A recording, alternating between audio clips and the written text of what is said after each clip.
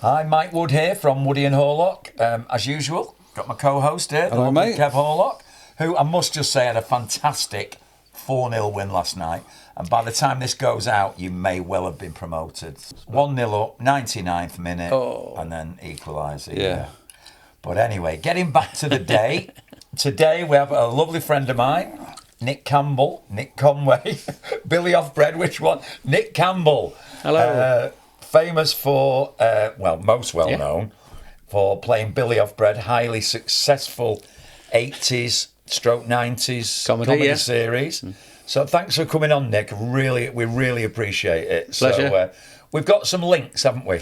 We've got a lot of links from City, over the years. Got to know you as a paying customer at the in the Centenary Suite at the Old Main Road, and we've got a lot of mutual friends, and we enjoyed the highs and lows, ups and downs with this gentleman here, who's a great big hero of mine, and scored that famous goal at Gillingham that gave us the hope.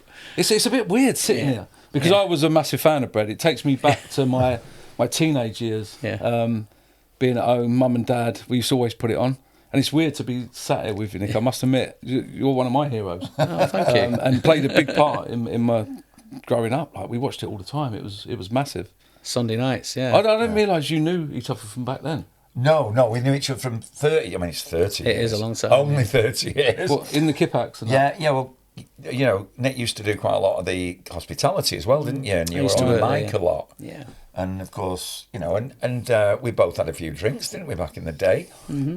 Probably I had more than you. And, you know, and I always thought it was pretty cool, you know, Billy Off Bread. And even though I wasn't a great watcher of Bread, because it was... You were a teenager, see. I'd already in my 20s, and so I'm out on that. I wasn't so, Kev, my introduction to Woody would have been this. Oi, Billy, come over here, mate. And I was like, oh, here we go. So I'm getting paid right. I go up to the table and it's like, come here, mate, have a glass of champagne. And I was like, oh, another one. Here we go. And then he gets this big wad of notes out to pay the barmaid, you know what I mean? And I thought, that sounds well, he's the right one here, you know. And then I got to know him over the ensuing weeks, and I realised he's actually a blinding geezer. He's got a heart of gold. He's a real sweetheart. That first introduction, I bet you thought, what a dickhead. Without a doubt. Well, We've all had it, haven't we? I was a dickhead. Yeah. Well, I think he used to arrive already having a skinful, didn't you? By the time we got chatting after the game, you had several in. It's probably from the night before. He's probably not been home, had you? Yeah. No, at that stage, when I first met you, Nick, I was married. So mine was half sensible.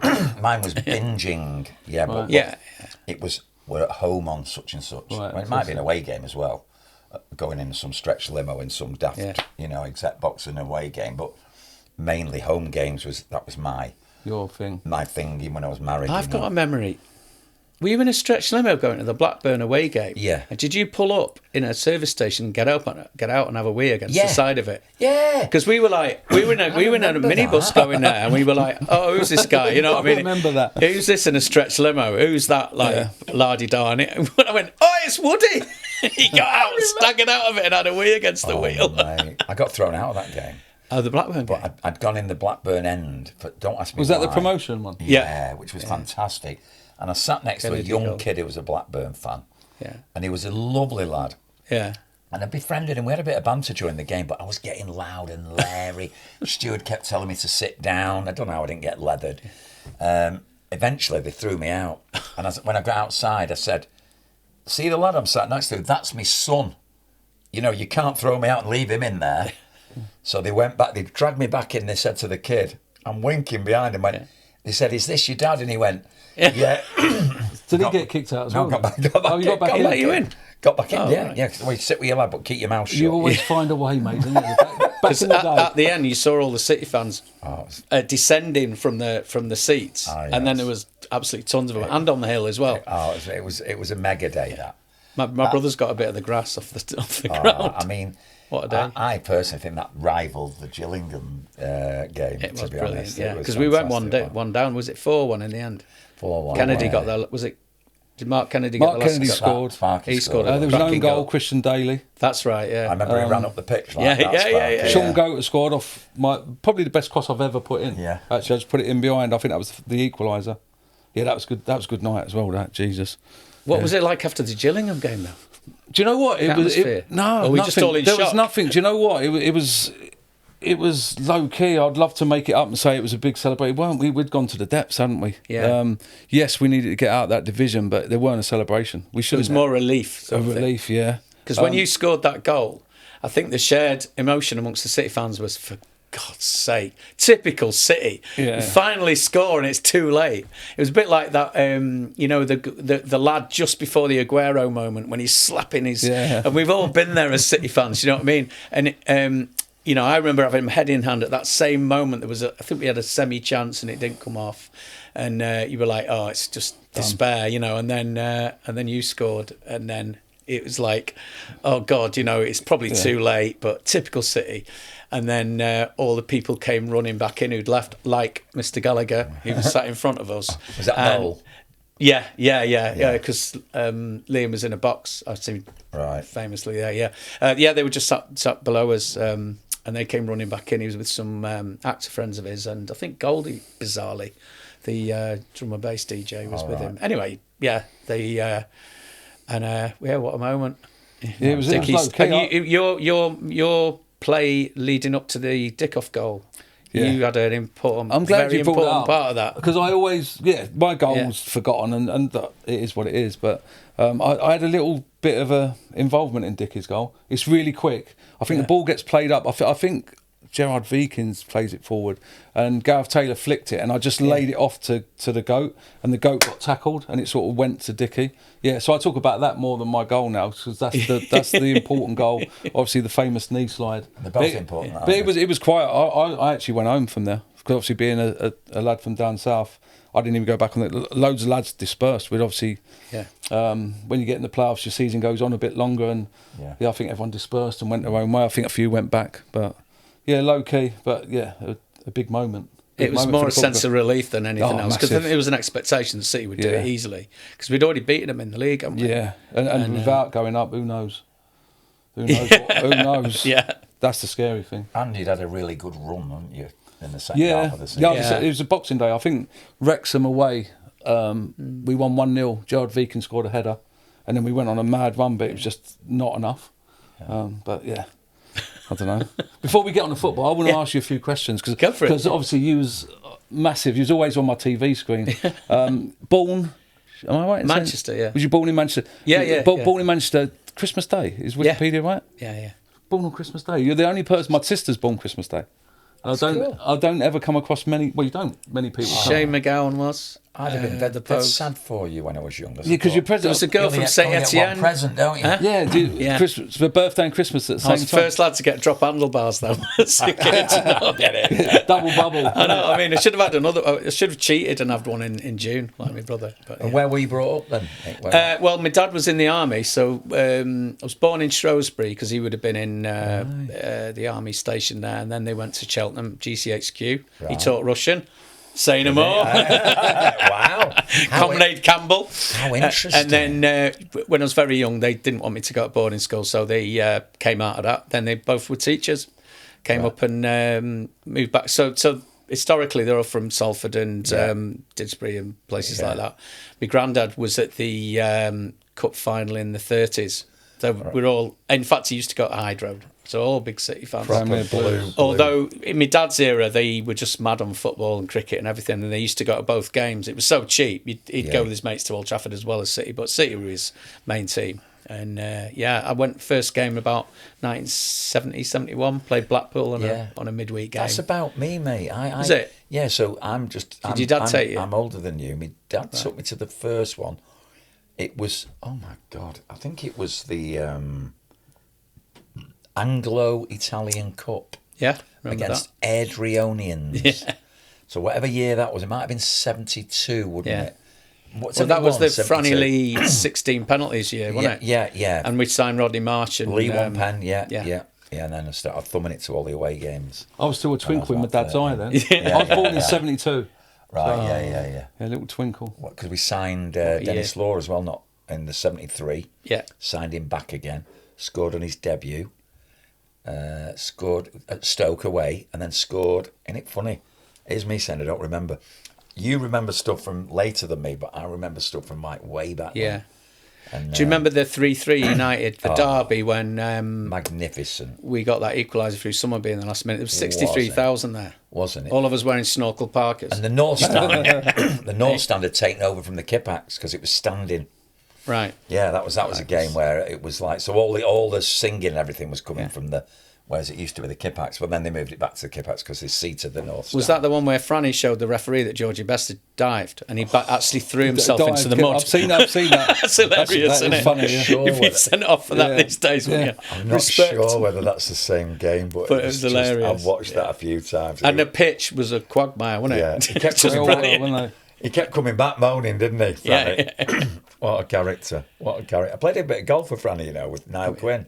He was always great. He's a great lad, yeah. He's got his, great fun. mixed views about people who knew him. He could go either way, I think. But I always found him. He was always great with me. Well, he employed me, so I was very pleased with it. Albeit through Jeff Durbin, our friend. I'll always be thankful. He was obviously chairman when I signed as well. So I'll always be thankful to Franny, definitely. So, how many years did you do up in that stand then, Nick? How many years did you work? I think 2 or 3 years. Yeah, in between the different suites there was a Millennium, Centenary, and Silver Suite or sort of thing. Gig. Doing a quiz and all that. Centenary Suite. Yeah. Millennium Centenary. And there was another one called the Silver at one point. Right. They might have merged them in the end. Yeah. But it was great, and that was the year when we were down in Div 2. They still managed to bring in £1 million. Yeah. Thanks to Jeff and that. Yeah, incredible. Yeah. So I used to introduce the players. So you must have been there at some point. You have to get you out of the players' lounge and come round and up, and because people kept wanting to have the goat or kinky back in the day, so they used to. The people who were there would write who they wanted as the man of the match sort of thing. So them get and we just used to share it amongst the players. Otherwise, it was the same guy every week. You know what I mean? That's why I never was up there. No, you'd have been up. You'd been up there. I did come up a couple of times. I think. Yeah. Well, so what was school life like? Because I'm always intrigued, like actors and that. Like obviously, it's simple for me. Being a footballer, all I wanted to do was play football. So I'd go to football coaching. I'd go to this club. I was mad on football. That was what we lived for. But we had Andy Ritchie. Were you in Stockport? Were you in Stockport? Cheadle-Hulme. It was it's now called the Loris, but it was Moseley Hall. Right. Yeah. So in fact, historically, it would have been where the Village Hotel is in Cheadle, near where you used to live. At the bottom, Schools Hill. Yeah. Yeah. But and then they had all those grounds around there, and then they moved in the 70s up to where the Loris is now. Right. And so I went to school there. I was football mad, but it was a rugby school, so they had rugby there. And then I was actually, because of all the football I used to play, I was actually fit. I didn't realise how fit I was, and I just as we were leaving the primary school, I won the mile. They're like the record. So then at Moseley, I was their cross country runner. So I ended up like in the top 3 in Stockport as a runner. Oh. So I didn't even know I was going to be a runner. I thought I was man into football. Used to play for Juno, but I wasn't quite good enough. Still going. Juno United, yeah. So was some place for them. Was acting still a part of that? No, they didn't have any at school. So, I joined Manchester Youth Theatre. That was the big one. So what was great in those days was you could join the Manchester Youth Theatre, and they would do 3 plays. And you'd get like 200 kids from all over the northwest, and they'd stay in the like halls of residence or commute, and you'd get cast in a play. In fact, also kids used to put the thing on as well, and like be the crew as well. And I went along and joined the youth theatre. We started doing plays, and then throughout the year there was a club as well that ran. So what age and were what you was then? great, I'd have been 14, between 14 and 21. I just did play after play after play, basically, with those lot. So that's where Kev Williams, or Kev Kennedy, as you know him, from the street. So me and him were in youth theatre from 1977 onwards. Did he used to be called Kev Williams? Yeah, it's his real name, yeah. I never knew that. My best mate, Mark Aspinall, he's another massive player. I've just been at Wembley with him. He now is in Barcelona, but those two are best pals. They might have even shared a flight in Shoreham. But we were mates from all those days. In fact, we stood on the Kippax when we got relegated against Luton. Right, yeah. Yeah. And Kev was already in the street by then. Was Brian Horton playing in that game?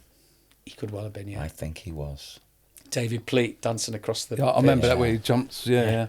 Horrible. That was one of those you just couldn't imagine it I was know. really going to happen. I know. And it did. I know. It's like, what? I think Brian Alton was playing in that game. Yeah, I think it But would have been. the great thing for us at Youth Theatre, though, was it was just brilliant to meet lots and lots of lifelong friends who were all, I suppose, a bit like being a sports academy or something. You know, you make lifelong friends. Yeah. And so, yeah, I'm close with some people I've acted with over the years in different projects, including the people in Bread, obviously.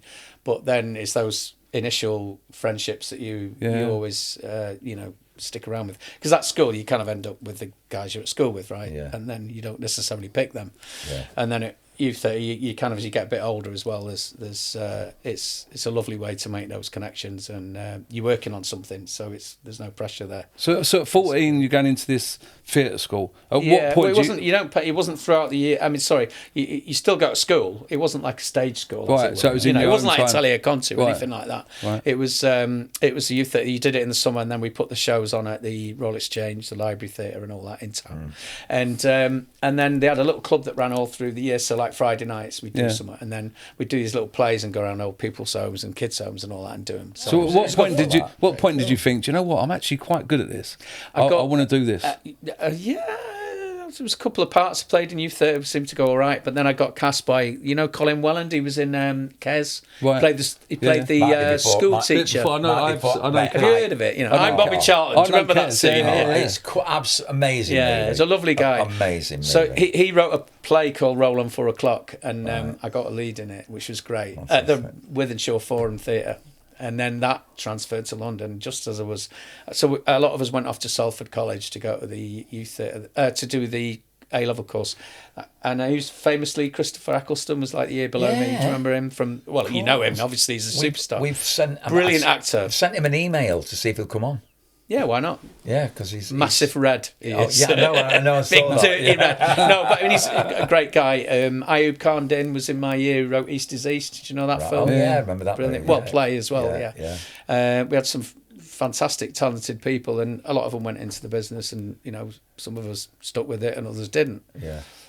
So I've got a lot of lifelong friends from that. And were you watching City at this time still? Oh yeah. Oh, you were still. And then I moved to London, and we went to a lot of the away games.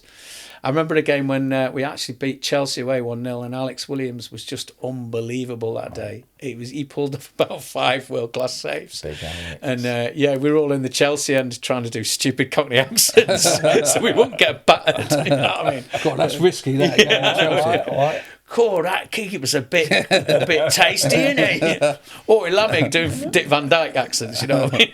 No. So then Bread. How old were you when you got into Bread? Because you were only young. I've been doing about 3 or 4 years. I've been doing a lot of plays and stuff. Right, yeah. One of the early ones was a play called Johnny Oil with Phil Daniels. Remember from Quadrophenia guy? Yeah. Big Chelsea fan him. Phil Daniels, and he was playing a Mankini. He's very, very good actually. Yeah. And then that ended up having a sequel and a play that was on TV from it and stuff. And then I was in a thing called Arrivederci in Millwall. That was quite interesting, all about the bushwhackers. So the theatre stuff, there was a film of that. That was down in Deptford, New Cross. Yeah, that's from where I'm from. Where the ground is, isn't it? Is it, so the theatre stuff, is that your job then? So in the theatre, that's your full-time gig? I was taken on, I had an agent and all that, and I was just going up for jobs. I did a few like TV plays or films or whatever. And then eventually that came on. I was in Arrivederci Millwall. That just finished, and I got this audition to be in a thing that's set in Liverpool. So I thought, give it a go. I don't know about the accent, but it worked out pretty good. I had 3 auditions for it and got the part. Fantastic. And that's when I got to meet Peter Howitt and all the lot. Jean Boat I'd already worked with, the woman who played the mum. Oh yeah. So I'd played like some sort of fascist boot boy who was terrorising a social worker in Juliet Bravo. Would you remember that? Of course I do. Juliet Bravo. Police thing, So I already knew Jean, and she was lovely. And what a brilliant actress. She was sadly passed away. Went to a funeral. The matriarch of the family, wasn't she? Yeah, she was ace, yeah. So it was a good run. Yeah, we had about 4 or 5 years of that. Fantastic. And then I spent most of the 90s on the road touring. Yeah. Yeah, so it was a lot of living in out suitcases and doing it. But I was lucky with the things I did. I did an evening with Gary Lineker in the West End and on tour. So it was number 1 theatres. It'd be doing like the Palace and the... Newcastle and all the big theatres, Empire, you know, it was a good tour. How did that affect your life? Because bread was so big. Oh, it was massive, wasn't it? 20 million. So viewers. how did that affect your life going out? Like, people must have recognised you. You got a bit of grief in Manchester. Oh, you're Right. Scouse, such and such. you just learnt to deal with it. You know, I mean, you have to beware of the free gifts off people. You know, geezers coming out. Oh, come over here, Billy. Come on, a glass of champagne with me. Meet the boys. Yeah. You're like, how do I get out of this one? You know what I mean? But yeah, you just develop a sense of, like, you know, who's right to hang around with and who isn't. Plus, another thing is having our mates from home. Right. Surrounded by your own friends. And my brother's a big touchstone of mine, another massive City fan. So because it is crazy when you see people off the telly so regular, when you see them in person, you actually think you know them. I remember seeing Deirdre off Coronation Street on the street. No, I see her in Marx's. That's what I mean. Yeah, on the street, like around and about. Off the street, on the street. Yeah, so I was like, when I see her, I thought, I know her. Like, I wanted to talk to her. It's just the weirdest. It's so mad when you see people out of concerts. I mean, I've seen Mancini shopping in flipping Tesco. You know, he must have been in one of his rental flats or something. You know, the first year he's there, and he's walking around with getting a load of tat for his thing. But I didn't want to bug him. Or like David Beckham also in Handforth looking for baby stuff. Yeah, I see him in there with Posh. Yeah, you know kids, what I mean? I didn't go up to my little girl wanted a picture, but I thought, you know what? Everyone's following them around the shop every aisle. Like. But it must be torture now. I mean, we didn't have the phones in our day. No. I don't know. I'd probably be in jail by now. Yeah. If it was phones. We've spoken about it, so I'm glad they weren't coming phones. It's funny, you know, because obviously you two guys, you know, City, well-known face of that TV. When you think 20 million regular viewers at the time, it's probably population of Britain's about 68 million. It would have been 60 back then. 1 in 3 people in the whole country watched the show. That is massive. Sorry, guys. So you're in a supermarket, and there's 300 people in there, and 100 of it have watched the TV show the night before. You just have to be in denial, don't you? It's like you just blot it out. Yeah, but what I mean, it's like, you know, it's like you just, your face is just, you know, I mean, that was like, it's right up there with Coronation Street, as in people knowing your face, isn't it? You know, when it was up and running. I mean, everybody knew your face, and obviously around Manchester, everybody knew your face. So, you know, and it's you know, but it's funny how everyone knew your face around Manchester. I'll say you was probably most famous than both of us. I don't think so. He's come out of his shell now. But what I mean is, what I find quite amusing, and Walshy won't mind me saying this. When I first got pally with Walshy, and he's changed now, he's not that man anymore. People speak to him now, he's lovely. But at the time, he'd give him it was before phones, he'd give him an autograph. Like he was that, a bit moody. Yeah. But then when I first went round to his house, he had a room in there. There's me and Franz Beckenbauer. He's got pictures of all these people.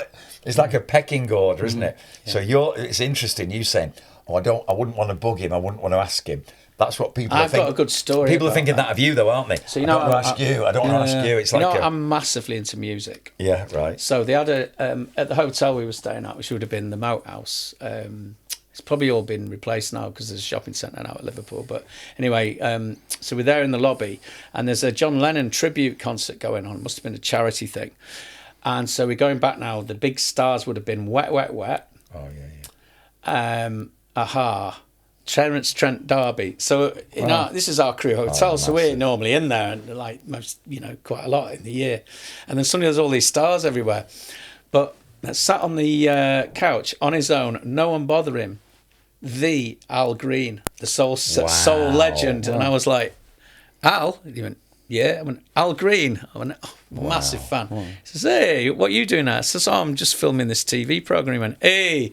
Big time. Some of the Mickey out of it. I was like, oh, mate, can I shake your hand? And he sat there, nobody bothered him. And there's all these people making a fuss out of Wet, Wet, Wet, and all these girls outside the thing, you know. And then he sat on his own, this absolute icon of music, you know. The Reverend Al Green as well. Green, fantastic. He's up there with Marvin Gaye, you know, as one of the all-time great soul singers. I thought that just tickled me. Marvin Gaye. And Marty Pello's car, it had 1 a.m. on the registration. I am. Can you imagine people looking, I wonder if it's I am. That's a bit. It's a bit cringe. That I am. It's funny though when I see people that I think I'd love to go up and get a picture or an autograph. Oh, I can't. And it was funny. It was in the Kipax. I took my lad to a game. Was it in the Kipax? I'm sure it's in the Kipax. And Kane Dingle. So I don't know his real name.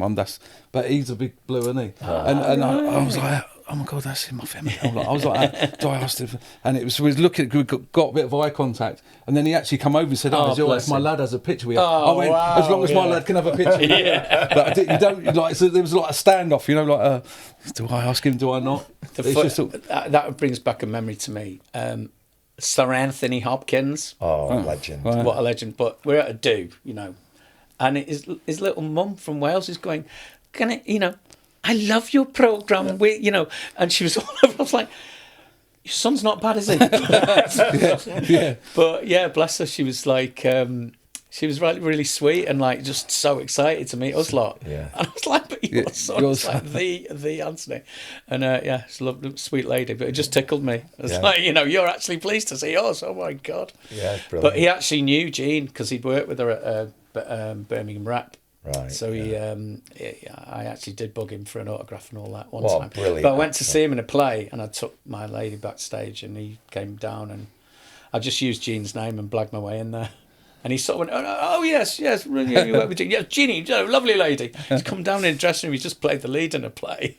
I think he's in recovery, isn't he? I think he's been for years. Been off the booze for many years. Oh yeah. And he put some stuff on encouraging other people. Yeah, I watched some of it the other day. Yeah. He'd be great to get on the podcast, wouldn't he? No better than you, though. No. You've met him, though. You got his number. He's a lovely guy. So tell me, fellas, how are you getting on? With the recovery and everything, and sponsoring and everything. Well, 22 years me. Had a blip. I'm coming up for 7 years sober now. Fantastic. It'll be in May. But I did 15 years before. Yeah. Took my foot off the pedal. Right. With meetings and all that stuff. Right. I battered it for 12 years, 13 years. Then I went through a marriage breakup. And that wasn't the reason I relapsed. The reason I relapsed was because I'd stopped doing the meetings and stopped doing my recovery. That's how I see it. Yeah. So after my last relapse, which was pretty grim, I've chucked myself back in. I love it. I use it as... we were talking on the way about like going out and stuff. Mm. I'll go to a meeting anywhere. I go to drug meetings. I go to... for all sorts of things, all alcohol and other stuff. And I know... I can't remember the last time I went into a meeting. I didn't know quite a lot of people there. Right. I went to Altrincham to a meeting last night, and I knew loads of people. It was just great.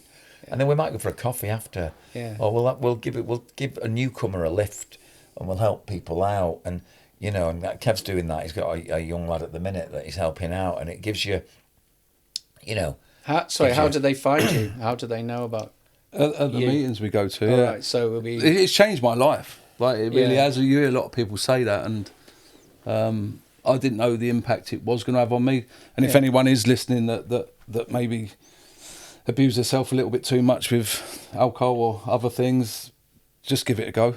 Where would they contact, like a local? Yeah, there's numbers. There's numbers you can call. And is that AA or is it? Yeah, we don't like to mention it, do we? We're not meant to. You've mentioned it. We didn't. So that's okay. All right. We're not meant to promote it. Okay. So it's a program of attraction, not promotion. However, there's movies about it. I mean, last night... It's not that hard to find if you start Googling help It's a Google job, isn't it? I watched a movie last night with Joey. What's his real name? Jesus, Howitt. Pete Howitt. Pete Howitt. Called Dangerous Parking. Yeah. How that film hasn't been a massive success. I loved it. Yeah. Absolutely loved it. And there was a lot of stuff. It was filmed in AA meetings, mock ones, but they had all the stuff on the walls. It was very, very real to life, and it looks really cheesy. I hated it when I first went in. I looked at it, oh God, it's like a load of Bible bashing cronies. It's quite intimidating. It's hard to explain what it does for you. Being in a room full of like-minded people, listening. I think that's what it's given me, the ability to listen, to learn, to care. And to feel, I feel different. I feel different about everything I do now.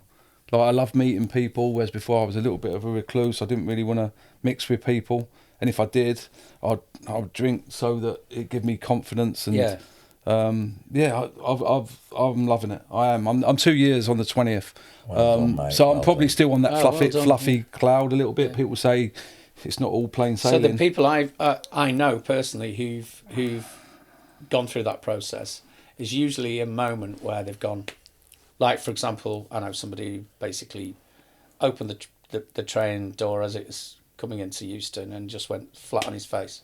And that was the final straw for his wife. And it's usually like, right, you're either with me or you stay with the booze. And it's usually that sort of thing.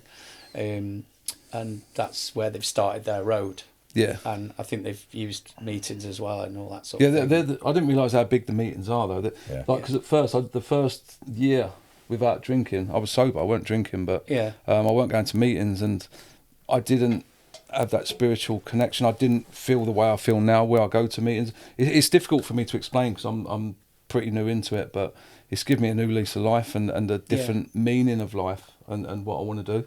So I'm thankful for that. I wouldn't change the past. I wouldn't. There's things I regret, of course, but the past has made me what I am now. So the good and the bad. So I'm really enjoying it at the minute. So yeah, and if you go to plenty of meetings, you see, you'll meet people, newcomers who come in, who are new in, and when you walk into your first meeting, you're never in a good place. No. You don't go, I tell you what, I'll just go to a fucking AA meeting on Saturday night, do you? You know, something grim has happened to you normally. Falling apart, yeah. So, of course, you come in and you see the pain. Yeah. And that's, it's sad that people are in pain, but with you know, it reminds me, I don't want to go back there. Yeah. Because I did that all them years ago, and then I ended up doing it 7 years ago, and I had to come back.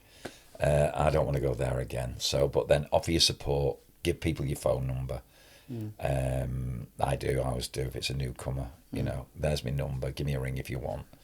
The success rate is very poor, unfortunately. There's lots of people, you know. If I'm at a meeting from 5 years ago in whatever area, and there's 40 people in there might only be 3 or 4 that were there 5 years ago. Right. But do you know where they've gone to, those other people? Have they disappeared into the ether, or have they just moved away? A lot have died. Oh, right, okay. It's one of those, really. Yeah. You know, you know, they say, you know, if you stop coming here, you'll either end up in jail in an institution, or you'll be dead before your time. You know, and people who've got addictions, and the more complex, the more acute the addictions are. Yeah. There's drugs thrown in, alcohol thrown in. Of course, You don't reach your end of life normally, but even if you do, you reach it miserably. Yeah. You know, people who drink every day and get drunk every day, they're escaping from something. You know, why? Do you think it's to do with? If you think about a lovely sunny day and it's like the easy thing to do is to go straight to the pub because it's a gorgeous day. I want to sit out in a beer garden. Because I remember Kev saying that, Kennedy, saying, "Oh, do you know what? It was the thing of the afternoons. Yeah. It's like I finished filming now, and like the most obvious thing for me to do is to nip into the Barleycorn or somewhere in Didsbury and have a pint. And I know all the lads in there and have the crack because he's a very sociable guy. I'm a very sociable guy. You're a very sociable guy, and it's like you want to have the crack with people and all that.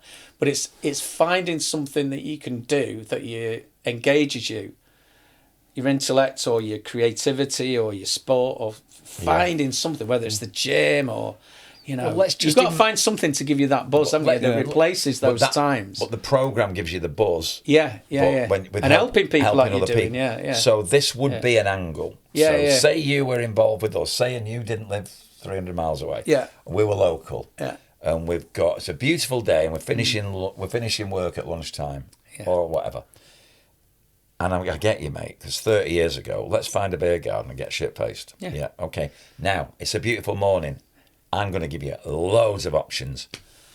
Kev, Nick, fancy walking up Mantor this afternoon? Fancy going up Kinder? Should we drive up to Lake District, walk up Scarfell Pike? Fancy a round of golf? Should we go for a walk to the such and such? Should we go to that beautiful stately home, have a little look round, walk around the gardens? They're amazing. Chatsworth. I can name a million. Blenheim Palace. Should we go walk around the Cotswolds? Should we... Oh, my God. My life, I missed so much stuff I went to Japan and Korea for 4 weeks, and bless her, Mick McCarthy's wife, she kept coming up to me going, Woody, we're going to Mount Fuji today. Do you want to come for a trip out? No. No. Last thing you want to do. People are going like, do you want to go to the England-Brazil game? You know, they play Brazil, but the England game, the Brazil game, we only went to the island games because we were just wedged into the bar, me and Jeff. Yeah. You know, just wasting all my money and time thinking you're having a good time. Mm. And then it's like, you know... How much of the conversation can you remember next day? That's the other thing, isn't it? Well, the plane got delayed on the way there. We had a 36-hour. We didn't sleep for 36 hours. Oh my God! By the time I walked into the hotel, I had all food down my front. Poor old Mick, Roy Keane had gone home and all that incident, and then I turned up smashed and proper made an idiot of myself in front of everybody. I'm not even going to repeat it on here. It was not good. And a proper stupid, and then that was me. I remember waking up in the morning. Jeff Whitley was in the next bed to me, and I've opened my eyes and he's gone, and I've wet myself, and he's gone, and I've opened my eyes all the time. I used to, and then I've opened my eyes and he's gone. Oh, won't want to be you now, and then it all came back. You know, slagging everybody off, you know, like all that little devil, thinking you're being funny, cracking jokes that were not funny, you know. Inappropriate, unacceptable, not appropriate, you know. And luckily, Mick's friends and family, they all forgive me. Well, they said they did. Yeah. It's completely not a knobhead. I mean, Mick didn't find out about half that shit, but he'd absolutely probably leathered me, rightly so.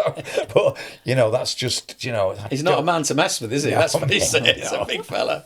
But I, having not to apologise now, an apology for me is, you know, say I said something to you today on here or whatever, and whatever it was, and I would phone you and go, oh, Nick, I'm sorry if that question was a bit... But I wouldn't have done it on purpose. You with me? Not. Nothing would have been scathing. It wouldn't. Whereas in my previous life, you know, insulting people, thinking it was funny, taking the rip out of me mates for whatever might have happened. You know, all that thinking. I'm just having a laugh, a bit of banter, but you know, I mean, you know, and I don't do that shit anymore. Still have a laugh, poke fun at yourself. Yeah, I'm fine with that. Yeah, I'm happy. Let's take the piss out of me. I'm fine with that. You know what I mean? But not. But also, do you find yourself more productive as well? You can do so much stuff, like in the house even. Yeah. You got a tidy house all of a sudden. He won't ever mention it. You help a lot of people, and I think that's a big part of it. I think helping someone else, like a newcomer, helps you as well. But you give back so much. I think that's really important. Yeah, but I do. But of course, I've got probably quite serious ADHD, so it suits me because, like, so I'll get somewhere and I've got half an hour. Like some people might do a meditation, which I probably should do from time to time. But I'll think, right, met them kids last night at the meeting. Yeah. Get on it. Give him a ring, see how he is. Did you enjoy it last night? Did you enjoy it last night? Now, I'm enjoying helping them. This is a two-way street here. Yeah. You know, so it's not a chore. It's actually. That's brilliant. And it's lovely. And when they go, do you want to come to a meeting? I mean, if it was me and Kevin and you were up... You know, he's helping this lad at the minute. Well, you're going to bring him tomorrow, aren't you? Yeah, I want to bring him. Do you know what? Am I helping? Yeah, I probably am helping him, but he's helping me. He's a real good lad. He's got a mental story. And I won't go too much in it, but he just needs someone there for him. He needs a mate, and he's a really nice lad. Yeah, but he's my mate now. And of course you're helping him. We're doing we're doing a podcast with Peter Howard tomorrow. I mean, how blessed are we? Billy and Joey in 2 days. I know. And we're doing it down in London. And Kev said, do you think I could bring him with me just for him to keep him busy? His life's difficult at the minute, but he just needs a chance. He needs someone to be with him. But there you go. Yeah. This is it. This is the God. See, I'm not religious, but this is the God. Yeah. It's getting inside. It gets inside you when you work this program. It's unbelievable. You know, so the thought of getting sober without the support and helping other people. Oh God, I don't know people. Well, some people do it, mate, but they're missing out. I think they might do it. The doctor might say, you know, if you carry on drinking, you're going to be dead in 3 years. Now that might do it for a lot of people. Yeah. But the daft thing is, they'll drive past a beer garden and go, fucking hell, I wish I could go. I'll drive past a beer garden and go, oh, thank God I don't have to do that anymore for me enjoyment. Yeah.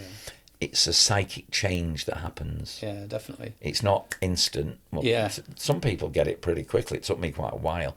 But eventually you get this psychic change, and it's just a difference of perceptions. Yeah. You look at the world differently. You know, I can't really Is it to do with your focus and your understanding of things? It would be, I'm a member at the golf club. I'm not knocking any of the lads at the golf club, some lovely, lovely lads.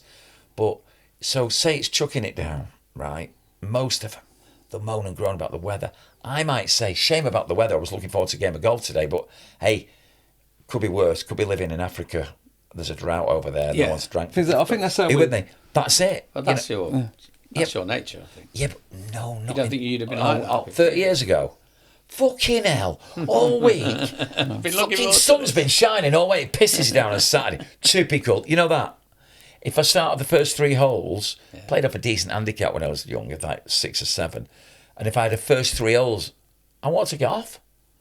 I've been looking forward to playing all week, but because I won't get a good score now. Oh. So I only enjoyed it when I got a good score. And you go the 19th then? Yeah, 19th only play when you're winning. Yeah, and then get off the course early. I mean, I do see a bit of it with my son.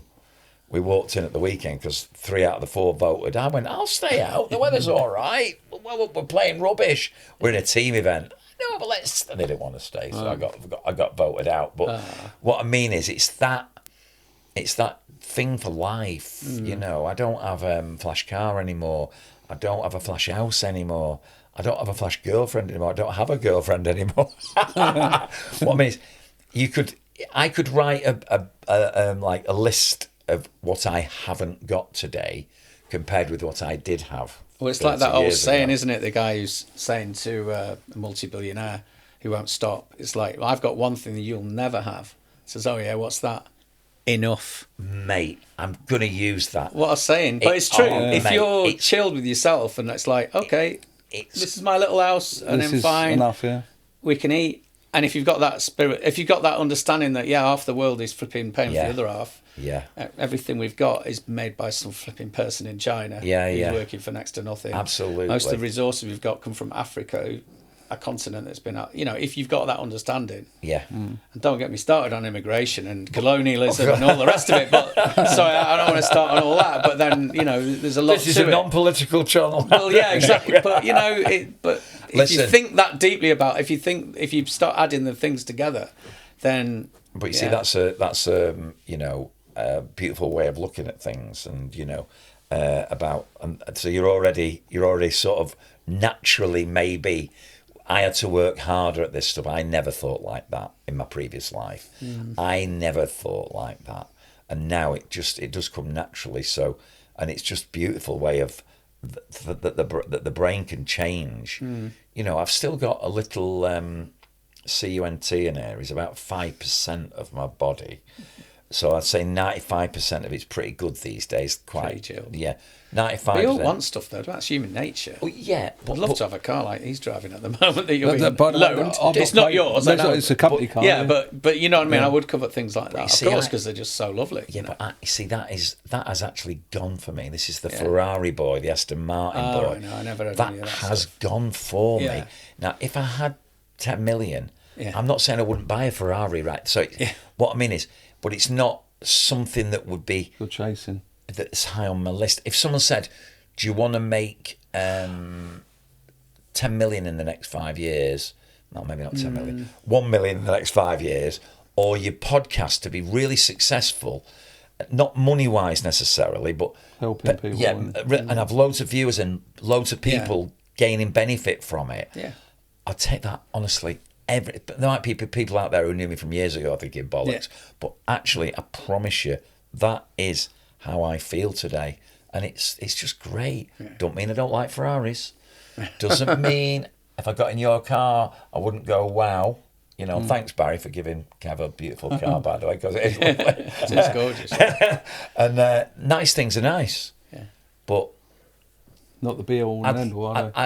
I'd like them maybe, but I don't need them. You with me? And it's very much it would be a bit of an afterthought. Money buys you choices, doesn't it? It gives Yeah. you a bit of freedom to do stuff and like set things up and all that. But so does mindset. You know, mindset, doesn't it? You know. Yeah. I agree. And just that ability to, you know, accept things as they are. Hopes high, expectations low. I love that one. People used to ask me about when I was doing the show, you know, about acting. Oh, you know, would you recommend somebody going into it? And I'd say, as long as you don't do it for the money, Right? Yeah. because it's something you love doing, and we used to love doing plays at U30. It was just great, you know, and but most of us end up doing a little bit of theatre and then retiring or going off to be teachers or whatever. Yeah.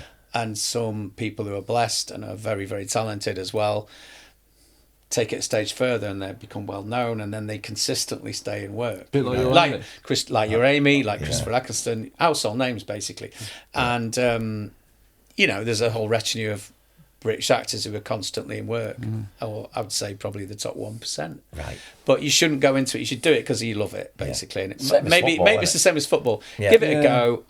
I work with some people that were, you know, amateur, really, really good Amdram people who were in who always regretted not giving it a try. Yeah. You know, like going to Central or Raj or whatever. Oh, you know, I'd meet them at Geelong Amateur Dramatics or Stockport Garrick or whatever. I think, God, these guys are absolutely brilliant, and he really Need a were bit of luck talented. and a bit But they're of working in the chance. profession; they're lawyers or whatever, you know. Yeah. They'd get chatting to you after saying, "Oh, you're going to drama school? Or are you doing solfege?" Yes. You know what? I've got one regret in life, that I never just asked the question. Yeah. Should I go for it? Yeah. And that was one of the reasons why I attempted. So I moved to London and went for it, even though it was a bit. Like scary. you said, actor's life is riches or famine. It's like It can be, it's feast or famine. It can be a bit of that. But amongst us lot, and it's the whole thing about famous and all that, you're genuinely part of a team. It is a team spirit in a cast. So, you know, the lead is in it, but if you're acting all starry, you're a bit of an idiot. Yeah. That doesn't really happen. Yeah. So it used to make me feel cringy. I remember going to see Merchant of Venice in London, and halfway through the play, Shylock comes on, maybe scene 2 or 3, Dustin Hoffman. The whole place stops. Well, all these Yanks in the audience start around it, giving him an applaud. We're doing a play here. What's that all about? And you can imagine Dustin Hoffman would just wanted to have been part of the gang. Yeah. And none of that nonsense. Yeah. It's a bit cringy, all that, but the actual reality of working is you're just working on a project with people, and if it becomes well known, that's a byproduct. All those things that Amy's done, you know, great. She's part of the team. You can tell she's a very genuine person, and she does her job, and she's fantastic at it. But you're part of a crew, and the people who are in the cameras and the backstage people. You're all part of a team. That's what I used to love about plays, because with TV, unless you've got a lead in it, you then have that relationship with the crew, so you can make great friends on that, and you're part of something. A bit like being in a football team. You're part of something. You know, I used to love that. I mean, when you were a kid, can you imagine if somebody had said to you, you're gonna be one of the main parts in Carla Lane for a start. the most popular comedy of the 80s and 90s. Yeah. But also the fact that I was even in a Carla Lane, because I grew up watching all the sitcoms. Right, yeah. We used to watch Did you them. do the Liver Birds? Yeah, and stuff yeah. Like Liver And Birds? Butterflies that Pete was in. Oh, He had a Butterfly. part in Was that. what was her name? The main actor in Butterfly. Wendy Craig. When Love is like a butterfly. That one. Asked Pete about being naked on that. He was. Oh, was it on Butterfly? Yeah. All right. Not for the first time. We'll ask him tomorrow then. I think he used to have Remember that a one, clause in his contract. As long as I can show me arse, I'll be in it. Anyway, no, he's a great lad. Yeah, and No, the Heat and More looking connection there in forward to Stockport. that, yeah. But you know, think about when you were younger. Oh no, yeah. Was there a more successful comedy series in the 80s and 90s? Because I don't can't know. think. Well, of probably one. Fools and Horses in it, but aside from Oh that, yeah. But even Fools so, and I'm not Horses. knocking it. Yeah, it was great. Yeah, I mean, Carl, amazing. great writer and all that. Yeah, Amazing. But even just starting that with no idea where it was going to go. You know, I mean, it was just this thing and. Set in Liverpool, and we're all unemployed, and we didn't know where it was going to go, or even that Carlo would carry on writing it for so long. How difficult was it to lose the Billy tag? Because I always wonder that. Oh, I probably didn't really. No, but do you know what I mean? You know, when actors play such a prominent part. Well, as they say, they call it being typecast. Yeah. What is that? Yeah. Well, and it doesn't help that you end up being, cast in pantomimes and all that, and they want you to come onto your theme tune. Yeah. Enough already with Billy. No, I mean, the thing is, like, when you're in something well known, you could end up sort of doing a lot of plays on tour, and they like to have people off the telly in these plays, and then your pictures on there and it says from TVs, and it helps to promote it, I suppose. And the only danger with that is if you miscast. You know what I mean? If you've got somebody clearly playing, a lady who's playing, say, 10 years older than the character, and it's all wrong, you know what I mean? Then that's probably where it falls down a bit. But as long as it's right, you can do pretty well out of it.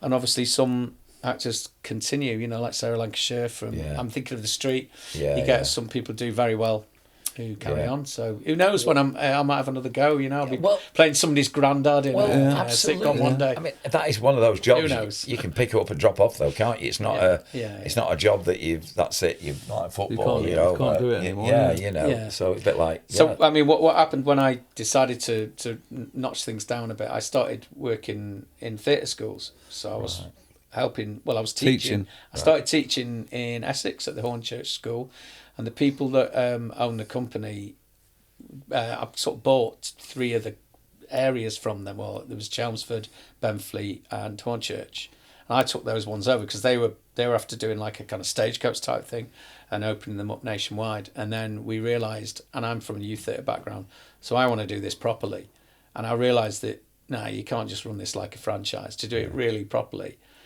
the kids want to do a proper show. So in the end, I used to do 3 shows a year with them all. Spend all my profits on costumes and doing a fantastic job with them. And we used to have like an orchestra playing with them. And brilliant. We sold out the Queen's Theatre, Hornchurch, doing Annie for about 5 nights and all that. It was brilliant. Oh, like 200 quid to kids on it. It was a really good time. And then unfortunately, after a while, the franchises do end up knocking the smaller ones out a bit. But that was good fun. The teaching.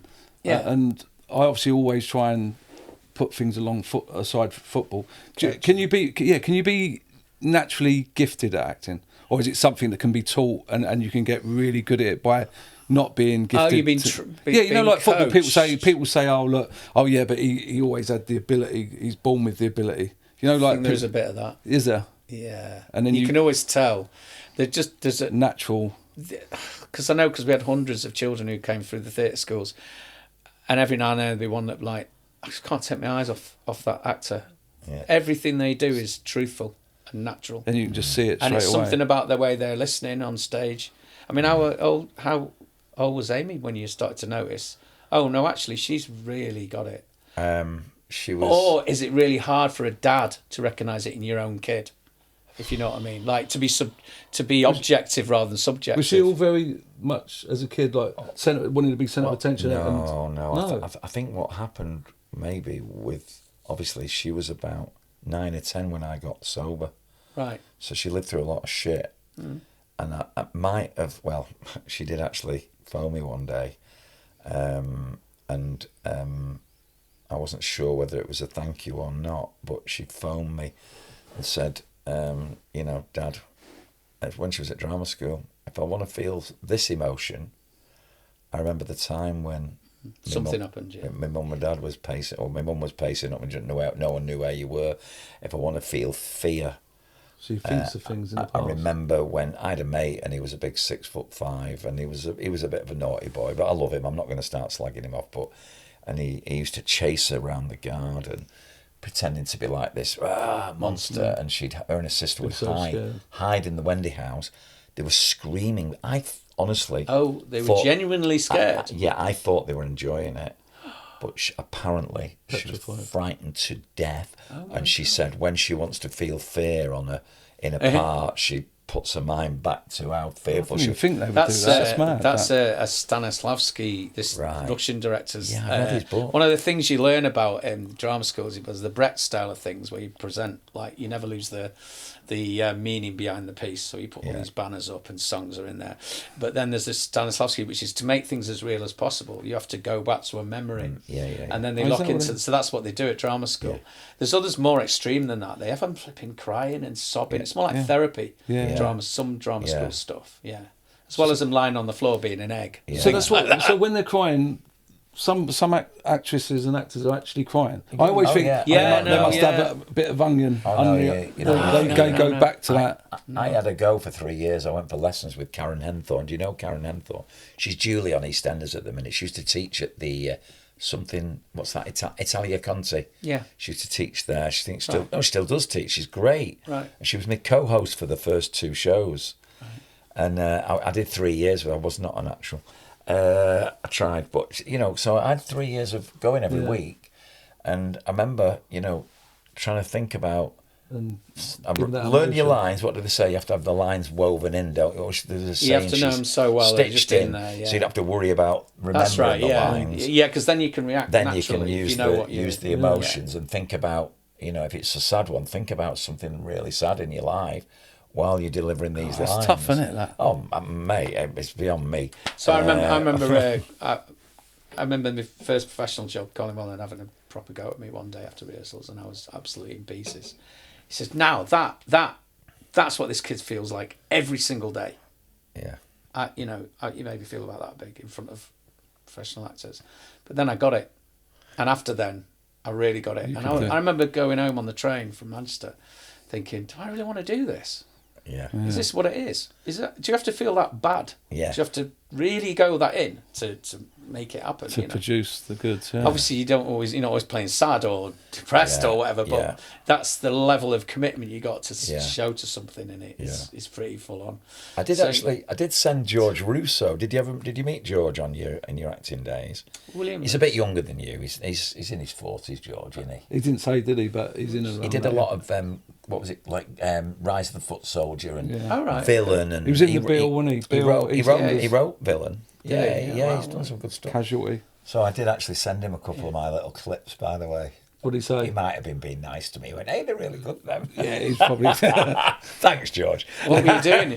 What piece did you... I sent him my 2 best. Yeah. What were they? An alcoholic in an AA meeting. Funny that. There's no acting in that. And the other one... No acting required. Was out of This Is England, and it was the little Scouser. What's he called? The little Scouser. You ain't shown me you got to show me these clips. I'll show you. Going up for parole, trying to get out, telling the parole board that he's a changed man and all. So it was my world, you see. So I found those two quite easy. Yeah. Playing a policeman or something, fucking no chance, I think I'd be all right playing like a recovering alkie, or even or someone who's seen the light in Nick or something. If you've gone in Nick and you've seen the light. But if you think about all the characters you've met in life, you just tap into that and all the characters, all the people you've met, and just sort of copy it, I suppose. Yeah, absolutely. Well, I learning the lines was. I think you've got a book in you. That's you both have. That was going to be my next question. Book. I've been offered years ago. I am thinking about it, but that was my next question. You said about learning lines. How did you do that? Because obviously the program's on every week. I know we keep reverting back to Brad. No, that's an interesting one. Yeah, so it's a bit different. So when you do play, it's in there a lot longer, obviously, because you're doing it for. But with that one, I had to instant wipe. So you learn it very, very intensely, and then you've got on the next one. I think even harder would be soaps. Yeah. Yeah. Is there room for error? Like, a little bit, on telly, because they can cut it. You could, a live play. You're not supposed to in Brad, because we filmed it with a studio audience, but we pre-filmed all the outside bits. Right. Yeah, and then they watch it all, and then you're in the studio at TV studio audience. Oh yeah. So there's like the kid back's looking at you. Oh right, I never knew that. Yeah, but I still love that because that was more like my forte was theatre acting, right? Oh cool. So we have this bank of audience, and then you have a comedian who introduces it all, a guy called Jeff Stevens, and he used to say things to the audience like, laugh as much as you like. If you laugh too much, we'll save it for the Wogan show and use it on that. Silly things like that, But yeah, he would keep the thing running. So you'd be really expected to, if you had to do another take, it's because the boom has dropped in, the mic has dropped in, or there's been a mistake, or I remember doing Bread. they'd give you the dog at the last minute. You've rehearsed it all week. We'd have Mongy the dog. You'd have to walk in. It's like, right, that's where that goes. But in a way, it was nice because it makes it natural and all that. So Great experience. Well, how do you learn lines? Terror. You can't forget. I was going to say, did you ever have like brain fog and think, oh my God, I can't remember that panic just before you're going to go on camera? Think, oh my God, what was that line? I go, I can't. Yeah, and then I think that's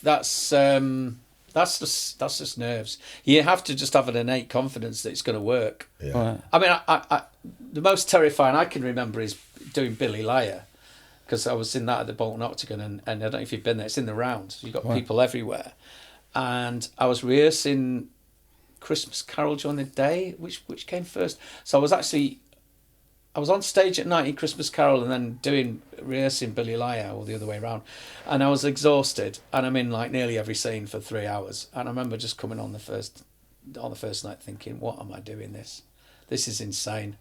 But then you kind of go, don't be silly, that's a stupid thought. Let's go for it. It's too late now. Jump in. You just got to get on with it. And you have to just trust your subconscious. Yeah. And that's why you can't really get too messed up when you're on tour and stuff, because you can't mess with your brain. You're subconscious. So you've got to have your wits about you. It's like a bit like football, though, isn't it? Yeah. Well, yeah. You're describing that. Map of the pitch you got in your head. You can't be turning up battered next day, because then... Yeah, the game plan. You walk out on stage, you walk out on the pitch. You can't go back, can you? Go, I don't want to do this. Yeah. I actually still, though, it makes me feel... The thought of being a footballer walking on. With football, though, if you're crap, they can take you off. Do you know what I mean? They True, go, off you yeah. come. They can't go, oh, by the way, off you come, Nick. You've been crap today. There's another actor. Do you know what I mean? That's the difference, isn't it? I just can't imagine having that many people watching me play football around. At Wembley, for example. Jeez. But It was quite interesting having Jim Whitley on, because he's now an actor now. Yeah, he's doing all right, Jim. Right. Yeah. Jim is... You know, I know... Wait a minute. You know, I know his sister, Diane Whitley. Yeah. So me and her did a play. I mentioned Johnny Oil ages ago with Phil Daniels in it. So the writer, Andy Armitage, a massive United fan actually, he wrote another play after that called Keep On Running in 1984. That went out, and Diane was in it. Yeah. So she was my mate Mark. And Dave's a writer as well, isn't he? Dave Simpson's an excellent writer, yeah. He's been writing some books recently. Oh, has it? Right, I didn't know He's that. written 2 books. Right. And you know what? I was speaking to him the other day. I've done a pantomime with his, yeah. Yeah, I was speaking to him the other day, and I said I'd plug his books, and I forgot what they are now. But He anyway, was very successful. He did loads of plays in the 80s and 90s. Yeah. I think Sarah Lancashire's in one of them. very nice, lad. Very nice. Very guy. talented.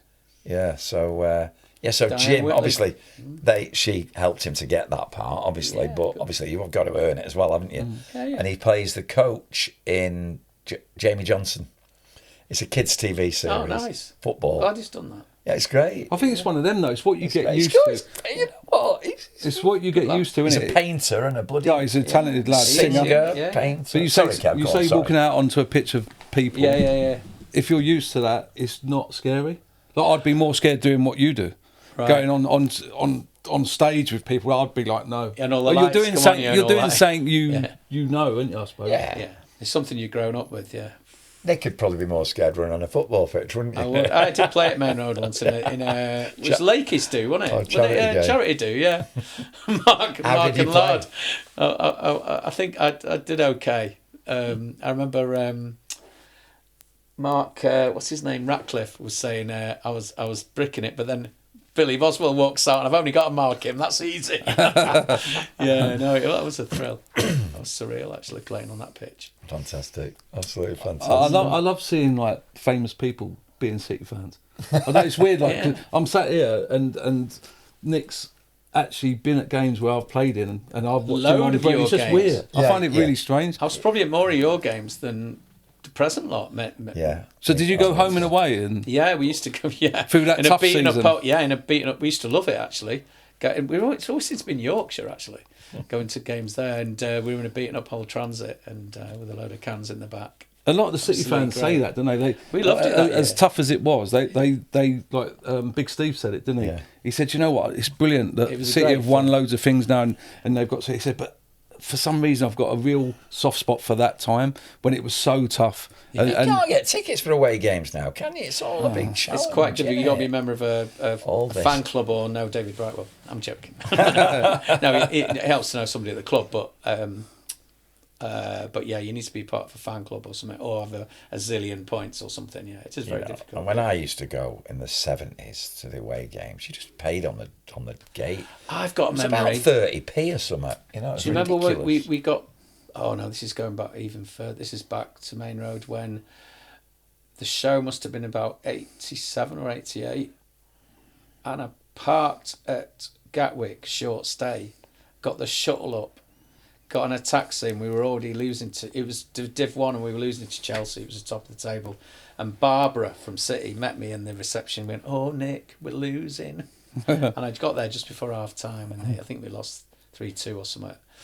But yeah, it was just an obsession, and in those days we had to go to City. There was many a time I'd come up on the shuttle, and in fact when we beat United 5-1, when we were going up then, it was just full of United fans, wasn't it? Fine, what else? They all lived in London, didn't they? Yeah, there was a lot of United fans on that, and 1 or 2 City. Nowadays, it's actually there's tons of City fans live all over the place. Hence why, when you get the Empty-Ad thing about midweek games, an awful lot do travel from all over the place. I've got mates in Glasgow and things like that. They come down, but now since it's all changed to like Monday nights and all that malarkey, even Fridays now, isn't it? There's an international feel to the club, isn't there now? Oh, it's the club's massive now, isn't it? Yeah. I think it's always been a big club. I always say it. I didn't realise how big City was when I joined, albeit it was on a bit of a recline. But you never see City shirts abroad on holiday. Now you see them everywhere. You see them hung up in all the souvenir shops everywhere, aren't they? And Americans as well, yeah. They're Everywhere. into it. Bizarre. Very bizarre. Yeah, and they're half and half scarves. Can I show you something from Wembley, though? Please do. So we've got to hand it to the City people. They know what they're doing. And that, where is it? Have I still got it on me? You can cut this bit. Where is it? So Man City scarf at Wembley the other week. Nice. Can you imagine? Upside down. Is it upside down? So you can imagine, like, there was 35,000 of these waving, right? Yeah. And then in the distance, you can see this little bits of white hankies. And the Arsenal one. I swear to God, the size was about that. I'm not joking. Now, what chance? There was all these little things going like that in the distance. So where's this from?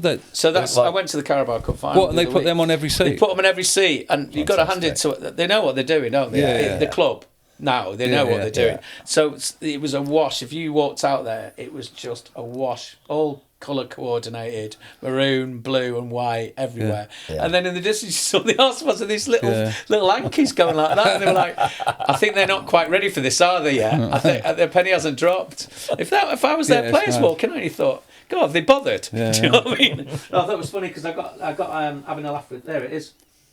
Look at the size of that. So the reason I've got this, I didn't. No, they even bothered to put it on a stick. Oh, they was going to wave it, did they? No, but the reason I've got this because I was having a laugh with some Arsenal fans on the way up on the train. They were getting off at somewhere like Milton Keynes or whatever. Yeah.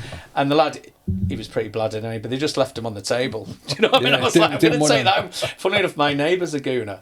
And I hung it up on the line to show him the difference between the two. Anyway, not that matters anything, but I just thought that's really funny. That's like, class. What were they thinking of? So do you still go to games? Oh yeah, absolutely love it. Yeah. Gosh, yeah, I still go to the games as much as I can. I went to Wembley. I'm going to go to the semi-final and the final, hopefully. Touch wood. Brilliant. And I went to Lisbon away. Was a fantastic trip.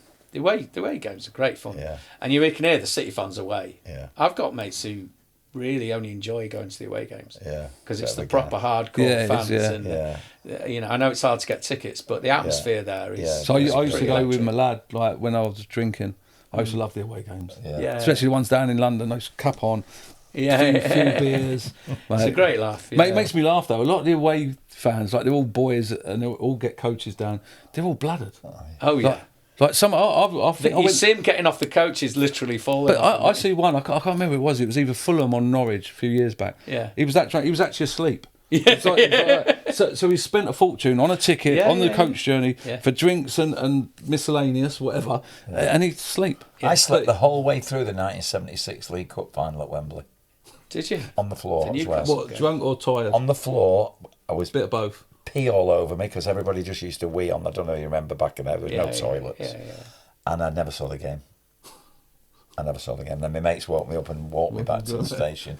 Yeah, I know. I never saw any of the game. Oh my God! and then copped off with this girl on the train on the way home in like this corridor train. I mean, honestly, just all mental. The old football special. It's funny, yeah, funny how you remember, isn't it? And I remember I had terrible acne on my back at the time, and as bladdered as I was, I thought, I hope she doesn't put her hands up to feel all my zits. You know, I'm funny. I haven't thought about that for about 40 years. That's a hidden anxiety. That anxiety's deep in there. Well, it's insecurities, isn't it? Yeah, of course. You know, I had so many insecurities when I was younger.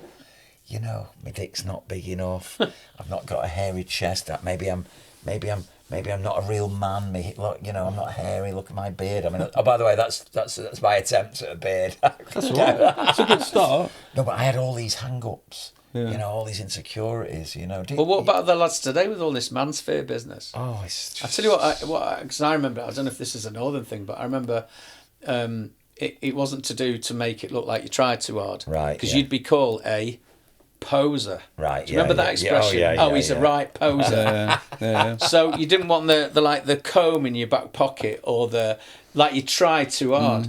Nowadays you go in the gym, the lads are like, shh, everything's buff this, shave there, very, you know. Apparently, it's hairy chests are coming unbelievable. back, apparently. Are they? Somebody told me in the sauna the other night that apparently hair is back. That, I don't know if that's true, so don't take that as gospel. Things change though, innit? Yeah. Things change. Just got to go with the times. I'll be all right with the legs though, won't I? Hairy legs. Lay back. So, Nick, you're still in the entertainment business, aren't you? I know you teach. But I work as a DJ as well. I'm going to say. My first love was music. Yeah. I'm absolutely music obsessive, and that's just something that's part of me, and always will. So I grew up going to see all the bands in the late 70s, from the rock bands like Zeppelin and Floyd through to then morphed into like the Clash, the Stranglers, the Echo and the Bunnymen, all that sort of thing, Talking Heads, the Smiths. I saw them a lot. Johnny Marr, he's a City fan, right? Oh, wow. And that was a pinch me moment. I met him and Noel at City, and Billy Duffy of the Cult. Right. I used to love the Smiths. There's some good names for us. I have to get them all on. But what's your business called now?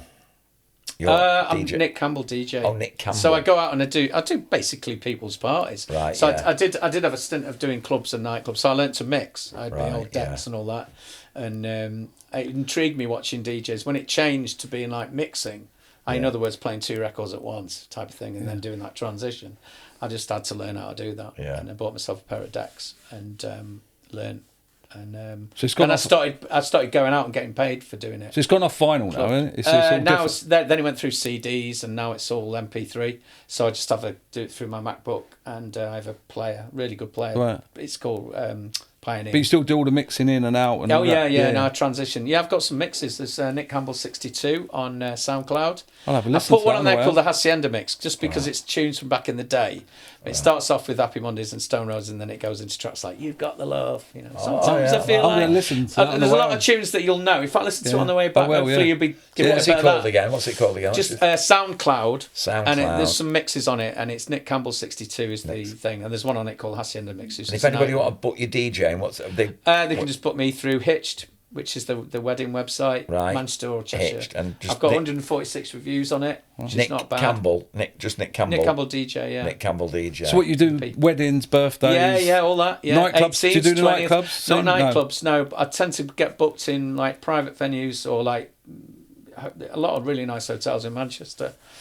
So wherever, there might be places around in Cheshire like Merridale or Coleshaw Hall. Do they say that Billy's out? No, I've never traded on that. No, it's funny. I just didn't, because they're two separate things. There's no one come up to you and said, "Have you been?" Oh yeah. I've been recognised. Yeah, yeah. no, but that's not it. Because I'm a bit funny like that. Like I take a great deal of pride in my DJing and my mixing, and also the fact that I know how to fill a dance floor and I can play to any age, or even nationality. Right. So I did a 5-hour gig for all African people the other week. No way. I'm not kidding. So I knew the tracks that had crossed over into the UK pop charts. But then what I did was because if you can mix, you can basically play music. I can do Arabic stuff because it's all got a great beat and I can do that. So I just left a load of notes on the tables. It was an awards night, Right. and they filled in their favourite tracks and brought them over. So rather than just playing anything generic or you're playing what they want. I played exactly what they wanted. Fill the dance floor, and they were such lovely people. Loving and it. Also, it was that sort of crowd. I found this before playing a lot of cross-cultural weddings. I remember all these Zimbabwean people. Oh my God, all these big ladies getting up. And I loved it. I was playing like Fela Kuti and stuff like that. And these are like 10-minute long tracks. It's like the African James Brown. Yeah. And then these ladies are going up to like white British guys going, come on, you dance with me now. And these little guys going, oh God, no. And they enter into the spirit of it. But also these people don't drink. Right. Which is amazing, actually. It's really just sort of British culture where you need like 7 pints and an Oasis track to get on the dance floor. Yeah, I would need that. Too self-conscious. Yeah, I used to have a bottle of Bud in my hand or so. Could you now? You stand there like nodding a bit. I don't think I would dance. I'm not sure. You just nod a bit. I indoors. I think I've got the moves though, mate. I ain't gonna lie. Yeah, around the kitchen, snake hips and all that. Yeah. I've been to a few Northern Soul nights. That's great music as well. I love that. I mean, he won't handle the backdrops anymore, but I used to be pretty good at it. Or that kind of slidey thing, or your knees are going. It's that. when it's going sideways. I can still do a spin though, under a bit of pressure. But I love a bit of. Did you ever go to Wigan Casino back in the day? Just missed it, mate. Right. I've got to be honest with you. That was my dream to go to Wigan Casino. Was it? Yeah, you love that music. Yeah, all that Northern Soul stuff. What I like playing for the crowd about is 74 or something like that. Maybe slightly later. 75, yeah. I was probably 16 or so to stay out all night. They were all on the speed, weren't they? Speed was the drug then, not cocaine. It was speed. Yeah. To stay up late all night. Yeah. It was I just missed it. Used to go to the Bellevue All Dayers. Don't know, remember them? Bellevue. I went to see Thin Lizzy there. Yeah, you were probably a bit young for them. So they were like Wigan, but they just went all day. So they'd start off in like lunchtime and then all day on a Sunday. And they'd play all the Motown stuff. Mainly, Northern Soul stuff, not Motown. Yeah. But I like the nights when I go that do a bit of Motown and Northern together. Yeah, I like playing those crowds because they're enthusiastic about it. Whatever party I do, and it sounds daft, but if the couple actually like music, I know it's going to be a good night. Yeah. And then it's like whatever they're into, as long as they like it, it's amazing. Sometimes I get people who it's literally they just want something on for 3 hours to entertain everybody or whatever, and it's not quite got it. But if they're into music, they can appreciate what you're doing. You get a crowd, and they might be into like emo rock. Right. Great, because they're up there doing it, or whatever it is. Or what's your favourite music, Nick? I like personally, Desert Island. So eclectic. All right, okay then. Desert Island, one group, one male artist and one female artist. I'm gonna go Johnny Marr, the Smiths. Right, How Soon Is Now, because that's legendary. But then there's so many, and across all genres. I love Leonard Cohen. I love Dylan. I love singer-songwriters, but that's really intense. You're not going to fill a dance floor with that. Yeah. For dance floor, there's just so many great tunes. Yeah. You know, that must be a buzz. Stick on Faithless Insomnia, the place goes off. That must be a buzz being a DJ, and you put the tunes on, all of a sudden you go, everyone's up like that. Yeah, I mean, obviously I remember like the punk gigs as well were electric. The Clash were amazing live. Pogues were fantastic live. Just that spirit in the crowd. There's a DJ called Fred again, and if you watch him playing at Ali Pali the other week, and he's got a little bit where he's got the crowd. You know, normally these days it's just phones up and all that, and it's all very. Let's all take pictures of ourselves. But this was like this guy. He's a fantastic DJ and producer. But he gets Mike Skinner of the Streets up there. Starts rapping a little bit, and then Underworld walk out and start going, Born Slippy, Dark Boy, and the place just goes wallop. And then he gets the guy from Daft Punk on, and they do that song one more time. But then it's the way he builds it up.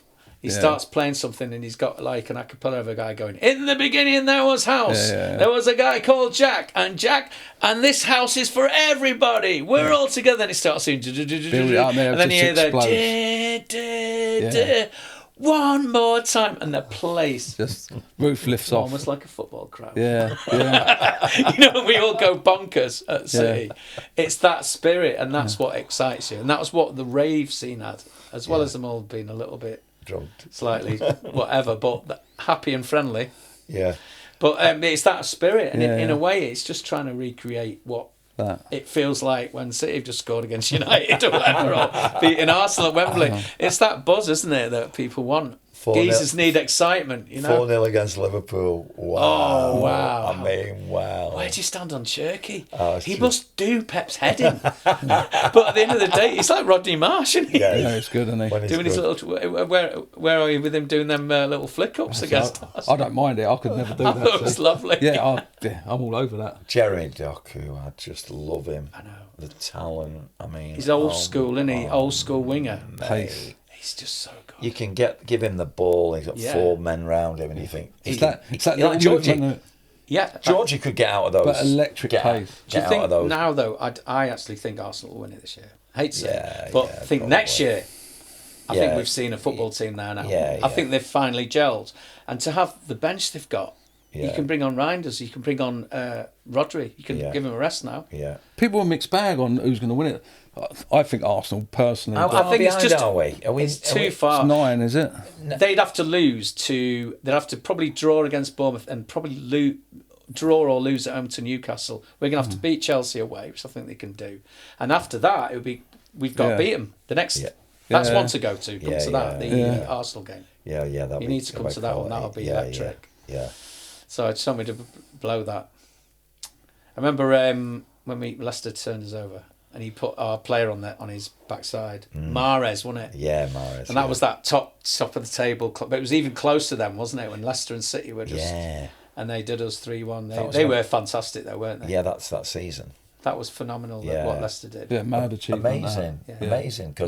Because I went in Richard Skiro's office when I was at Wolves. Yeah. He was a secretary there for years. It was like our version of Bernard Alford. Our version of Bernard Alford. Yeah, bless him. Bernard was always lovely with me. Yeah, he's a nice guy. And Karen's great as well. I speak to her on the Facebook. Yeah. She's great. But he got me in the office once, and we were talking about like money and football clubs. Yeah. And he says every now and again something will happen out of the ordinary, like what happened with Leicester. But generally, and he showed me the Premier League table for the last, so I was probably there in about 2008, 2009. Yeah. So it would be for the previous 10 years. Same. Here's the league table, and here's the wage bill. Oh my God. It was virtually identical. Yeah. You get what you pay for. The teams who pay the biggest wages to the players get the best players, and they finish at the top. Yeah. And it was like, wow. I mean, and obviously management is important, but it's not as important as money. Yeah. You could give a quality manager, let's try Pep down in your division. Who knows how he'd do? He'll never go, so it doesn't matter. We don't know. It doesn't matter, does it? I wouldn't do all right. Yeah, but we don't know. There's different. I know different strokes for different folks, isn't there? Yeah. You know, and I got to do say, you think Coventry could do that next year? Because I was quite interested in them because they're doing very well. Yeah, I assume they've got a bit of backing. It's good to see them back up though, because when are they promoted? But they're like done. Yeah, they're done. 11 points. I looked at it last night. Yeah, it might be more. Yeah. I mean, when we were brought up, they were just a crap first division team, weren't they? They were crap, but they were always in it. Yeah. They'd finish 5th from the bottom, 7th from the bottom, 3rd. They always hung in there, didn't they? They hung in there. That lovely green and black stripes. Remember away? Yeah, great strip. Yeah. I nearly started at Coventry as a kid. Yeah. When I was at school, we got invited. Me and another lad got invited up. It was when John Sillett was manager. Oh yeah. Yeah, a long time ago. Yeah. And they had Cyril Regis up front. He won the FA Cup. Yeah, they did. Yeah. Who scored? Ex-City player. Houchin. No. Ex-City player. Bennett. Dave Bennett. Dave Bennett. Yeah. Dave Bennett scored for Coventry. And that was Neil Sillett. No, his son actually. Son's a physio. Good mates with Walshy. Yeah. All right, sir. I see Dave Bennett a couple of years ago. Oh, did he? Yeah, he's involved. He was at a club. What club was it? Non-league club. And I was like, is that Dave Bennett? Because I was only there briefly. He had a really bad broken leg, didn't he? Right. But I spoke to him. I hadn't seen him for years. He was I think he was doing a gig in this non-league club we were playing when I was at Needham. Getting back to non-league. Where your team's about to win it or promotion? Hopefully. How close are you? Hopefully. We're joint top. How many more games? We've got a game in hand. We've got 4 games left. So tight. We should do it. One up though. One up. Only one up. Right, so it has Yeah, to we're be. both on 88 points, but we've got a game in hand. Right. And a better goal difference. So if we match, they've got 3 games left. So if we match we've got to win 3 of the 4. Yeah, Right. 3 of the 4. And For you've big done it. guaranteed. Can I say, it's wonderful at the club. Yeah. I'm hopefully there's 2 mates are going to come down again on Saturday. Great atmosphere, yeah. Do you know what? There's about 1,400 people, 12, There 1,300, has been, 14 yeah. people. They have a drum behind the goal. The atmosphere's amazing. And I went with Mick McCarthy last week. Barry looked after us, his owner, looked after us big time. And Barry said to Mick, do you want to sit? There's like a press thing, isn't there? Yeah. Do you want to sit in there? He went, no, I'll go and watch it. And we went out and watched it on the terrace. Yeah. Which isn't actually a terrace, it's a grass. It's just a piece of nothing. grass. Right. And we stood on there, and Mick absolutely loved it. He loved it, and he said, I'd like to come back again. So he's going to come back. Great. And it was great. What I loved about it, shame about the result, but obviously, but you didn't lose. People were in the 8th division down, and Mick's there just watching the game off the turn. People walking past and just looking and going, Double check. what's he doing? You look like him. But I think it's fantastic, Kev, and you're doing a great job. I'm enjoying it, to be fair. And everybody, Really enjoying it. everybody really likes Kev, and it's a. They won't if we don't win promotion, though. So yeah, we've got to go up. Well, yeah, but the football's Change is like, a bit fickle, football. So, Isn't it? mate, Yeah. come on, we're even older than you, Kev. But football fans, come on, what they like, people can go off. How many goals has Haaland scored this year? I don't know exactly, Still but a lot. It's a lot, yeah. A lot of goals. He had a bit of a drought. He'll go a little bit of a drought. People are already they'll be going, I think we're better off without him. We're better off without him. We're better off. And then he suddenly comes back, scores a hat-trick. Fucking great. That's how fickle it is. Football management is just worse. Yeah. A manager is worse. They say, don't they, you're usually about 3 or 4 games away from the sack at all time. Even if you're doing all right. What would do my head in are things like the, in the internationals the other day, the guy who gave the penalty away. In Ireland were 2 up. All right, yeah. What was he doing? Yeah. That kind of thing. And all it was the lads trying too hard. Yeah. If it was in any other game, he'd just let the guy run out. But it's that He's thing. desperate. When they say, that expression about managers calm the players down before a big game. Is that true? Do you have to calm them down? I try to. Is that to stop them diving in and doing something stupid? Yeah, because Joe Royle said he signed me at Ipswich for the dressing room. I was very much a joker, and I sort of took that as a bit of a compliment, but that's nice. it weren't for football reasons, which is a bit weird. But I've tried to take It that. must have been for that as well. Come on. Was it at the Wembley '99 final?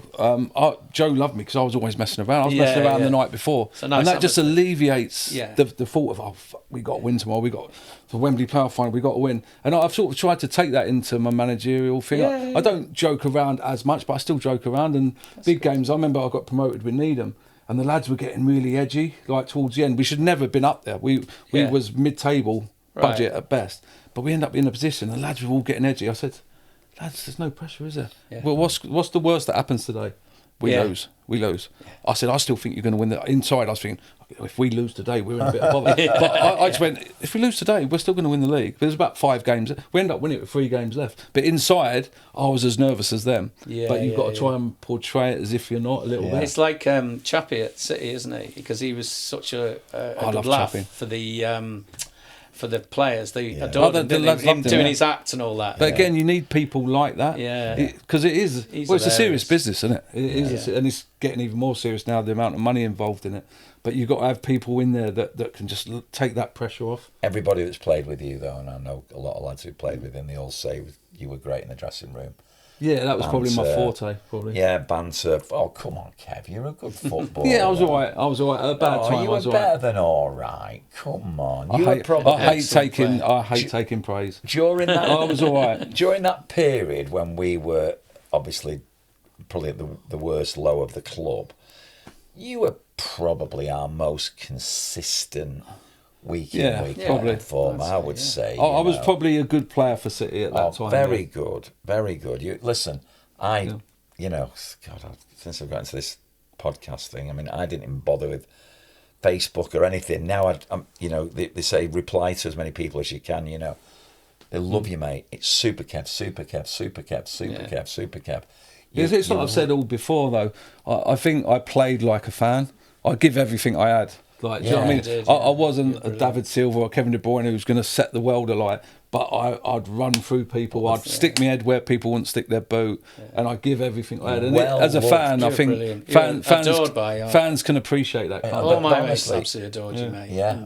Honestly, yeah. So it was a good time. I enjoyed it. I wish I could live it all again. Super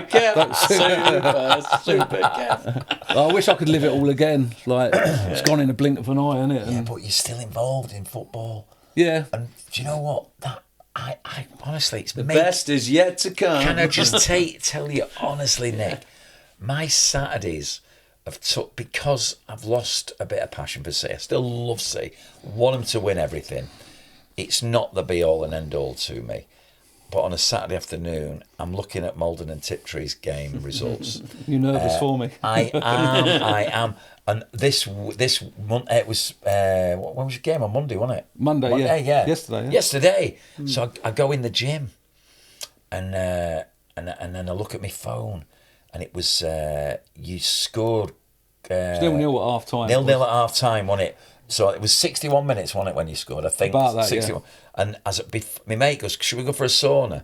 So I'm like, so I've looked, 61 minutes, 1-0 up.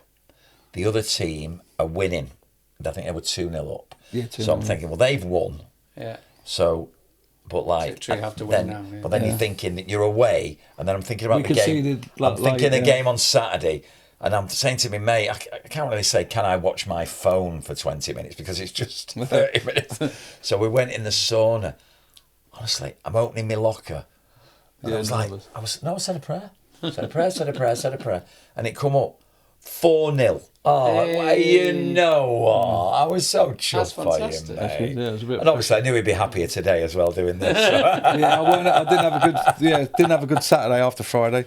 Yeah, you shouldn't let it affect you as much, but it's hard not to, isn't it? Yeah. It's hard not to. Do you know how long we've been in here for? What, in here now? I don't know. No. 1 hour and 30 odd minutes. Yeah. And by the way, I must say that boring Campbell. When Nick said, "What we're going to talk about?" How long could we stay in here talking? There you go. I mean, so we're probably going to have to wrap it up shortly. Is there anything that we want to say before? I always like to ask guests, what would you say to, like, if you could speak to a young Nick now, what would you say to him? Would you say, well done? Would you say, told you not to worry? Don't stress about some of the nonsense. Some of the things you touched upon about, like, being very, very self-critical about things the way you look and all that sort of stuff. Remember to enjoy it. Don't waste your money on expensive clothes. That was a stupid thing to do. I think we've all done that. Oh my God! You walk in there, and they're placed in Manchester, and they're playing Grace Jones, and you're like that. Oh yeah, I'll have a bit of Comme des Garçons. Do you know flipping what nonsense? A year later, and you've got your wages have halved. You're like, what? Flipping heck! I can't wear that down the dole office, can I? No, there's a few fashion mistakes over the years. Yeah, just. Yeah. Keep it real. You smashed it, mate. Be humble. Absolutely smashed it. Always be humble. Keep it real, and just do what you love. And what do you see for the future? DJing, definitely. I'm very much wrapped up in my family and my kids. So right. It's about them and their next steps. Following them along the way, supporting them, and then. Who knows? It's an exciting future. I'm still on the ride. I'm still on there. It's great, isn't it? Who knows? And please, if you need a good DJ for your wedding, there he is. There he is. You can see the man here. He's a top guy. Or funerals, bar mitzvahs, 18th, 70th, 90th, whatever you want. Yeah, I do love it. Pleasure. It's been great. And thanks thanks for having me. And honestly, Nick, and thank you. And by the way, before we go, we're going to invite Nick back on. Because there's one thing that you did say, didn't you? Oh yeah. Yes. Should we just go down that route, and then we can the viewers can. So I'm trying to lose a bit of this. Hopefully there'll be less of me next time. Okay. Even if I only come on for 2 minutes. Oh, so I've no. lost a stone, but I need another 2. We'll find an I'll be interesting back to- person to come on. We'll get something related, and you can show us the news felt. Do you want to tell us what the kilos are now, and tell us what the kilos are going to be? About 90 something. 90 something. 94, And yeah. what So are we it going needs to be for? down at 75. And that. Oh, Well, it's wow. more than 2. It's going to be more like end of the summer. Well, I tell you what we'll do. Even longer. When you're down to 75, Yeah. come pop in. back on. Yeah. Absolutely. Slide under that door. You won't see me. Who's that? That's Nick. Yeah. Be a shadow. No. So, yeah, unfortunately, we're going to have to tie it up at that. Oh, I've loved it. And thanks so much, Nick. Thank and Kev, you. thanks again Thanks. coming all the way. Yeah. Oh, mate, Ipswich, always really would. appreciate Loved it. Good luck. I'll be a fan. I'll be watching out. We've got for an you. extra more than tipsy fan now. Love Yeah. that. Love And that. another follow the Jammers. The Jammers. Come on, the fucking Jammers. Yeah. See you next time, guys. Thanks, Woody. Thank you.